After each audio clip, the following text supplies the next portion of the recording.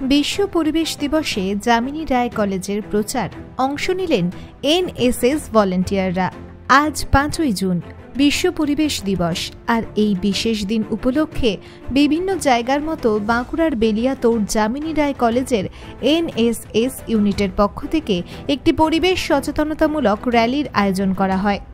Jamini Roy college থেকে শুরু করে বেলিয়াতোড় ডাকবাংলা মোড় হয়ে গ্রামের ভিতর দিয়ে পুনরায় কলেজে এসে শেষ হয় এই র্যালিতে এনএসএস ভলেন্টিয়াররা নানা স্লোগানের মাধ্যমে পরিবেশকে সুরক্ষিত রাখা সম্পর্কে মানুষকে সচেতন করেন।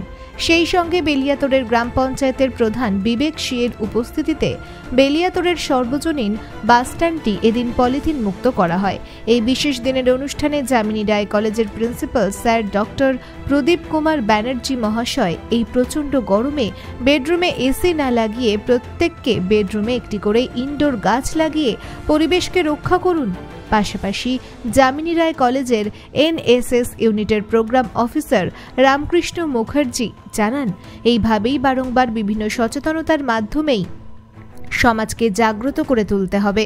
এদিনের এই অনুষ্ঠানে এনএসএস ইউনিটের তরফ থেকে উপস্থিত ছিলেন এনএসএস ভলেন্টিয়ার রিয়া বর্ধন, বৈশাখী ঘোষ, বর্ষা কুণ্ডু, দেবজিৎ দাস, সুমন ঘোষ, সুদীপ চীনা, তারকনাথ মণ্ডল সহ 50 জন NSS volunteer. Bureau report BN1 Bangla.